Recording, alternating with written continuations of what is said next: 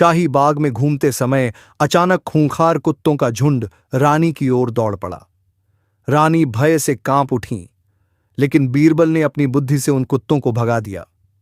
उस दिन अकबर ने खुश होकर कहा, बीरबल, जो मांगोगे वही मिलेगा।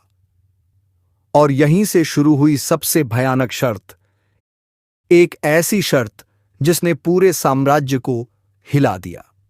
अकबर कुछ क्षणों तक बीरबल को देखते रहे। उनकी आंखों में गर्व था, खुशी थी, और मन में बीरबल के लिए सम्मान और भी बढ़ चुका था। उस रात अकबर सो नहीं पाए। बार बार उन्हें वही दृश्य याद आता रहा। अगर बीरबल वहां नहीं होते तो शायद आज कुछ भयानक हो चुका होता। अगले दिन भरा हुआ शाही दरबार सजा, सैकड़ों मंत्री, हजारों सैनिक, दरबारियों की लंबी कतारें, और बीच में सोने के सिंहासन पर बैठे बादशाह अकबर। अचानक अकबर खड़े हुए। पूरा दरबार शांत हो गया। अकबर ने ऊंची आवाज में कहा, कल बीरबल ने हमारी रानी की जान बचाई। आज हम उन्हें इनाम देना चाहते हैं, और हम वचन देते हैं, बीरबल जो मांगेंगे वही दिया जाएगा। पूरा दरबार तालियों से गूंज उठा। सबको लगा आज बीरबल सोना मांगेंगे, हीरे मांगेंगे, जमीन मांगेंगे। लेकिन बीरबल सिर्फ मुस्कुराए। उन्होंने धीरे से कहा, महाराज, मैं कल बताऊंगा कि मुझे क्या चाहिए। अकबर हंस पड़े। इतनी सी बात? ठीक है। अगले दिन दरबार पहले से भी ज्यादा भव्य था। हर किसी को इंतजार था कि आखिर बीरबल क्या मांगेंगे। बीरबल धीरे धीरे आगे बढ़े। उनके हाथ में एक शतरंज की बिसात थी। पूरा दरबार हैरान हो गया। अकबर बोले, बीरबल, यह क्या है? बीरबल शांत स्वर में बोले, महाराज, मुझे ज्यादा कुछ नहीं चाहिए। बस इस शतरंज के पहले खाने पर गेहूं का एक दाना रख दीजिए, दूसरे खाने पर उसके दोगुने यानी 2 दाने, तीसरे खाने पर 4 दाने, और ऐसे ही हर अगले खाने में पिछले खाने से 2 गुना गेहूं रखा जाए। बस वही मुझे चाहिए। दरबारियों ने हंसना शुरू कर दिया। इतनी सी मांग? अकबर भी मुस्कुराए। बीरबल, तुमने तो बहुत छोटा इनाम मांगा है। उन्होंने तुरंत आदेश दिया, शुरू करो। पहले खाने पर रखा गया 1 दाना, दूसरे पर 2, तीसरे पर 4, चौथे पर 8। सब कुछ बहुत आसान लग रहा था, लेकिन यहीं से शुरू हुआ वह खेल जिसने पूरे साम्राज्य की नींद उड़ा दी। दिन बीतते गए। 10वें खाने तक सब सामान्य था, लेकिन 20वें खाने तक गेहूं की बोरियां भरनी शुरू हो गईं। दरबारियों के चेहरे बदलने लगे।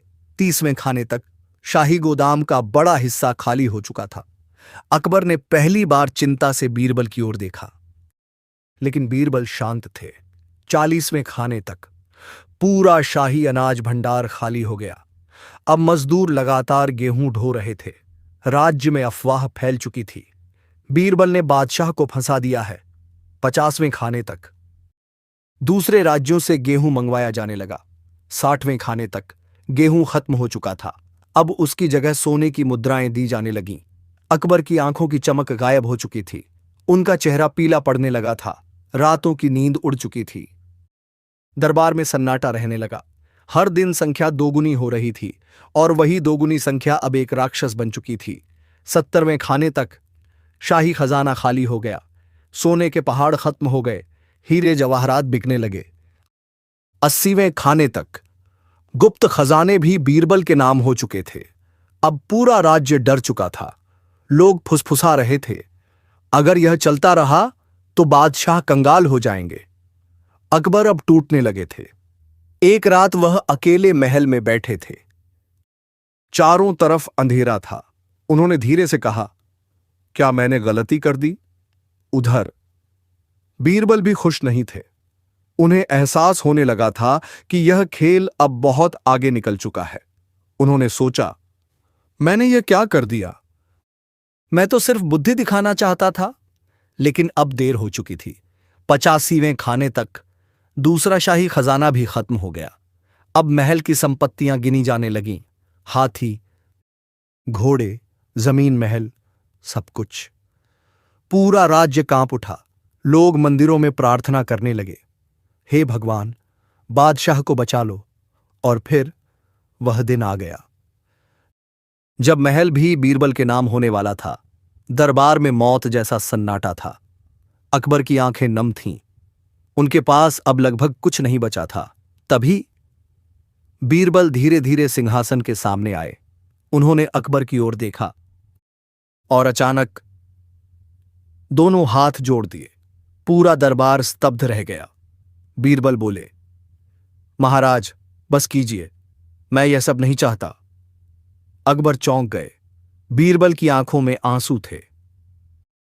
मैं आपके महल का मालिक बन जाऊं और आप बेघर हो जाएं, यह मैं कभी सहन नहीं कर सकता। पूरा दरबार भावुक हो गया। बीरबल आगे बोले, धन, संपत्ति, खजाना, इन सब का क्या करूंगा मैं, अगर मेरा राजा ही दुखी हो जाए। अकबर की आंखों से भी आंसू बह निकले। उन्हें समझ आ चुका था, बीरबल सिर्फ चतुर नहीं थे, वह वफादार भी थे। बीरबल ने सारी संपत्ति वापस कर दी। पूरा राज्य खुशी से झूम उठा। नगाड़े बजने लगे। लोग चिल्लाए, बीरबल की जय। अकबर सिंहासन से उतरे और उन्होंने बीरबल को गले लगा लिया। उस दिन अकबर ने कहा, बीरबल, आज तुमने सिर्फ हमारी जान नहीं, हमारा पूरा साम्राज्य बचा लिया। और उस दिन पूरी दुनिया ने सीखा कि बुद्धि अगर सही दिशा में हो तो वह किसी को राजा भी बना सकती है और किसी को एक पल में फकीर भी। लेकिन सच्ची महानता धन पाने में नहीं, धन छोड़ देने में होती है। दोस्तों, यदि आपको यह कहानी अच्छी लगी तो लाइक करें, सब्सक्राइब करें और अपने सभी दोस्तों को शेयर अवश्य करें।